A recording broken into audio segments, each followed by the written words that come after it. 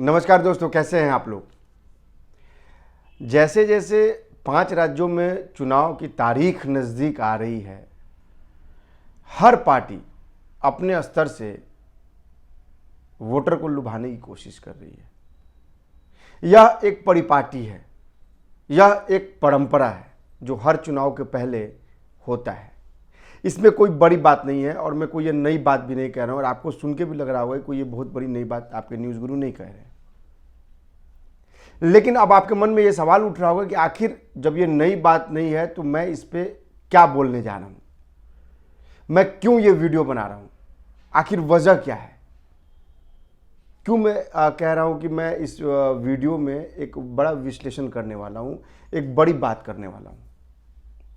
आप बहुत ध्यान से इस वीडियो को देखिएगा क्योंकि जो मैं बात बताने जा रहा हूँ इसके बाद से यह राजनीति में एक अलहदा शुरुआत होने जा रही है, अपने आप में एक अनोखी शुरुआत होने जा रही है। अपने आप में यह राजनीति में एक बहुत बड़ा, मैं अगर सेटबैक कहूँ तो कोई अतिशयोक्ति नहीं होगी। और क्यों मैं कह रहा हूँ ये आपको मेरे आगे वीडियो में सुनना पड़ेगा, तभी आप जान पाएंगे। और मुझे लगता है कि इस वीडियो को सुनने के बाद से और जब मैं इसके बारे में आपको बताऊंगा तो शायद आप भी मेरे आकलन का समर्थन करेंगे और कहेंगे कि जो मैं विश्लेषण कर रहा हूँ वो विश्लेषण बहुत जरूरी था। दरअसल चुनाव नज़दीक आते ही पार्टियां अपने अपने स्तर से वोटरों को लुभाने की कोशिश करती हैं। यह सब कोई जानता है, यह आप भी जानते हैं, या हम भी जानते हैं, यह सब कोई जानते हैं, इसमें कोई नई बात नहीं है।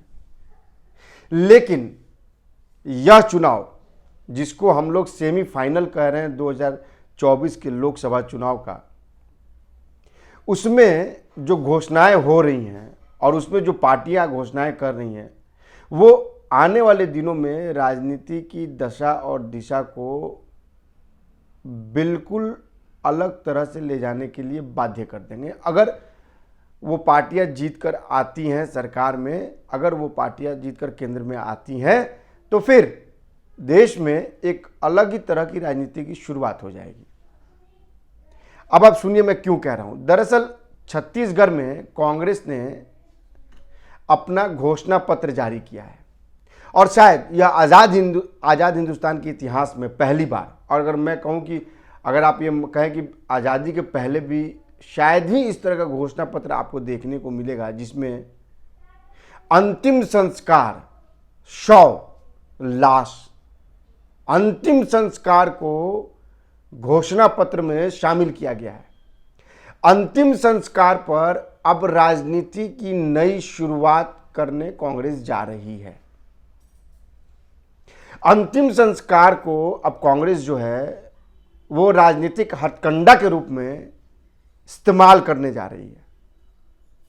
मुझे नहीं पता इसका कितना फायदा होगा कांग्रेस को, लेकिन यह एक बेहद गंभीर विषय है और यह एक चर्चा का विषय है और इसका विश्लेषण होना बहुत जरूरी है। यह वीडियो जो भी देख रहा हो, इस वीडियो के बारे में जो भी जैसी भी राय रखे, मुझे उससे कोई फर्क नहीं पड़ता है, लेकिन यह चर्चा बेहद जरूरी है क्योंकि पहली बार कोई राजनीतिक पार्टी शव को, अंतिम संस्कार को अपने घोषणा पत्र में शामिल कर रही है, उसने किया है।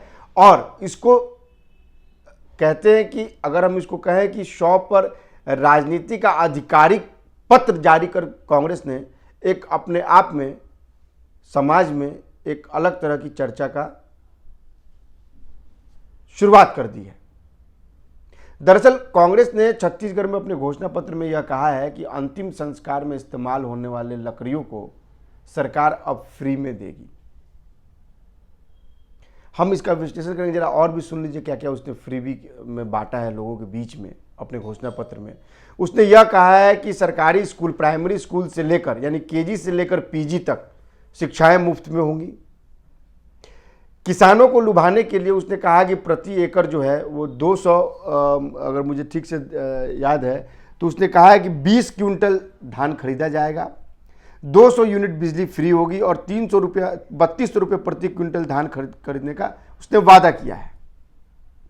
अब जरा ये आप सोचिए कि सरकार जो है आम लोगों के हित में बात करे, आम लोगों के लिए बात करे तो यह बात समझ में आती है। लेकिन जब सरकार लाश को, शव को, अंतिम संस्कार को अपने घोषणा पत्र में शामिल करे, अपने मैनिफेस्टो में शामिल करे, तो आप सोच सकते हैं कि राजनीति का स्तर कहां जा रहा है। दरअसल छत्तीसगढ़ में प्रधानमंत्री नरेंद्र मोदी ने गरीबों को मुफ्त अनाज का ऐलान किया, 5 साल तक मुफ्त अनाज देगा। यह बात तो समझ में आती है कि भाई उससे जीविका चलती है, उससे गरीबी हटेगी, उससे गरीबों का स्टेटस बढ़ेगा।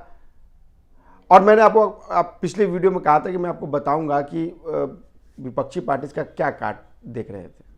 अब छत्तीसगढ़ के नेता यह कह रहे हैं कि बीजेपी इसका काट नहीं निकाल पाएगी। बीजेपी का जो हथकंडा था, मास्टर स्ट्रोक था, उसको काटने के लिए यह अंतिम संस्कार में इस्तेमाल होने लकड़ी को फ्री में बांटने का ऐलान किया सरकार ने। सवाल ये नहीं है, सवाल यह है कि यह एक अलग तरह की राजनीति की शुरुआत हो रही है। मुझे नहीं लगता, आप व्यूअर्स भी हैं, आप दर्शक भी, आप लोग भी, आपके घर में भी परिवार होगा, आप लोग भी जानते होंगे, शायद ही कभी आज़ाद हिंदुस्तान के इतिहास में लाश को जलाने के लिए सरकार फ्री में लकड़ी का ऐलान करे अपने घोषणा पत्र में। हम जिस समाज में रहते हैं, हम जिस परिवेश में रहते हैं, उसमें शादी से लेकर अंतिम संस्कार तक आम सहयोग से काम होता है। आम सहयोग उसमें दिया जाता है। यह माना जाता है कि यह पुण्य का काम है और इसमें हर किसी को सहयोग करना चाहिए। लेकिन अब इस सहयोग का इस्तेमाल राजनीति के लिए किया जाए, यह अपने आप में बहुत विचारणीय मुद्दा है और इस पर विचार होना भी चाहिए। और इस तरह के समाज विरोधी, मैं समाज विरोधी इसलिए कह रहा हूं क्योंकि यह मानसिकता को चोट पहुंचाता है। यह बताता है, यह एक उपहास है, एक तरह से एक मजाक है। भाई आप देखिए, हिंदुस्तान में 80 करोड़ से ज़्यादा जनता जो है वो गरीब है, और 80 करोड़ से ज़्यादा जनता अगर गरीब है तो उसको यह समझ में आना चाहिए कि आपको क्या लगता है कि अगर गरीब के घर में किसी की मौत होती है, किसी की मृत्यु होती है, तो क्या उसको अंतिम संस्कार के लिए उसके साथ समाज खड़ा नहीं होता है? क्या उसको अंतिम संस्कार की लकड़ियां नहीं मिलती हैं? तो इस तरह की घोषणा करके आप समाज में क्या मैसेज देना चाहते हैं? और आपको क्या लगता है कि आपके इस वादे से क्या वोटर के प्रति आपके मन में एक अच्छी छवि उभरेगी? नहीं उभर सकती है। अनाज जो है वो आपके सीधे जीवन यापन से जुड़ा हुआ है। अनाज आपको जिंदा रखता है, अनाज आपको एक जीवन देता है, मृत्यु आपको मोक्ष देती है, और उस मोक्ष के लिए समाज तत्पर रहता है। समाज उसके सहयोग के लिए हमेशा अग्रसर रहता है। मैंने अपनी जिंदगी में कभी यह नहीं सुना कि किसी की मृत्यु हुई और उसको लकड़ी का इंतजाम नहीं हुआ हो और उसका अंतिम संस्कार ना हुआ हो। यह मानने वाली बात नहीं होती है। लेकिन आपने उसको घोषणा पत्र में शामिल करके यह बताने की कोशिश की है, आपने उपहास उड़ाया है। दरअसल आप बीजेपी को के लोक लुभावने योजना को काटने के लिए आप किसी भी स्तर पर जाकर कुछ भी ऐलान कर सकते हैं। अब यह देश के लोग मानने लगे हैं, और शायद यही बड़ी वजह है कि आपकी पार्टी, कांग्रेस की पार्टी की मैं बात कर रहा हूं, आपकी पार्टी का मतलब कांग्रेस की पार्टी की मैं बात कर रहा हूं, देश की सबसे पुरानी पार्टी, जिसको यह कहा जाता है कि उसने आज़ादी तक दिलवाई और आज़ादी के बाद लगातार उसकी सरकार रही, उसका हश्र इसी वजह से हुआ है।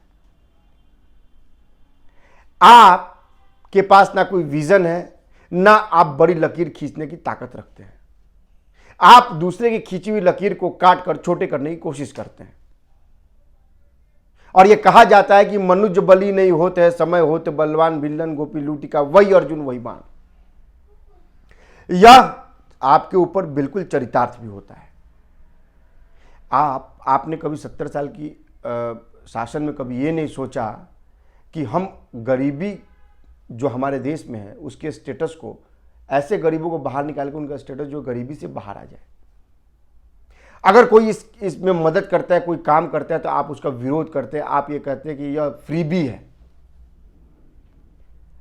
अरे भाई, अनाज किसी को देकर जिंदा रखना क्या यह फ्रीबी है क्या? आप 200 यूनिट बिजली दे फ्री का वादा करते हैं, क्यों गरीब के घर में सिर्फ 200 यूनिट ही बिजली जलती है? क्या गरीब सिर्फ 200 यूनिट बिजली का ही हकदार है? और क्या 200 यूनिट बिजली के देने से क्या गरीब का स्टेटस बढ़ जाएगा? क्या उसकी गरीबी खत्म हो जाएगी? क्या वो 200 यूनिट फ्री बिजली को कंज्यूम करके वो अपने जीवन को चला सकता है? उसकी सांसें चल सकती हैं? उसका पेट भर सकता है? वो सोच सकता है? नहीं। आप लगातार जो है इस तरह की योजनाएं देकर पब्लिक डोमेन में यह बताने की कोशिश कर रहे हैं कि हम बीजेपी से बेहतर कर सकते हैं। मुमकिन है आप कर सकते होंगे, आप करते हैं। ये तो आप पिछले 10 साल से हम लोग देख रहे हैं कि देश कहां से कहां पहुंच गया।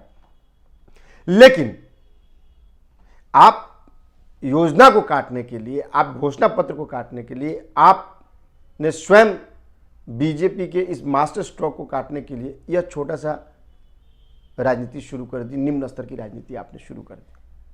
मुमकिन है कि आपको इसमें सफलता कुछ हद तक मिल जाए, लेकिन मुझे नहीं लगता है कि जितना मैं समझता हूं, जितना मैं राजनीति को समझता हूं, मुझे नहीं लगता है कि आपको इसमें कोई बहुत बड़ी सफलता मिलने जा रही है। क्योंकि आप ये मानिए कि आपने ये मान लिया कि आप 100 पे राजनीति खुलेआम तौर पे, आधिकारिक तौर पे कर रहे हैं। आपने इसको अपने घोषणा पत्र में शामिल कर लिया। आप ये मान के चल रहे हैं कि लोगों की मौत होगी, हम फ्री में लकड़ी देंगे, लोग हमें वोट देंगे। सोचिए आपकी मानसिकता क्या है। और एक आदमी ये सोचता है कि हम लोगों को जिंदा रखेंगे अनाज देके, और आप ये मना रहे हैं कि लोग मरे, हम उनको फ्री में लकड़ियां दें और उससे हम अपना वोट लें। आप सोचिए दोनों के सोच में कितना अंतर है। तो देश इससे नहीं चलता है। देश को आपको समझना होगा। या तो आप समझते हुए नासमझ बनना चाह रहे हैं, या फिर आप जानते हुए भी जानने की कोशिश नहीं कर रहे हैं।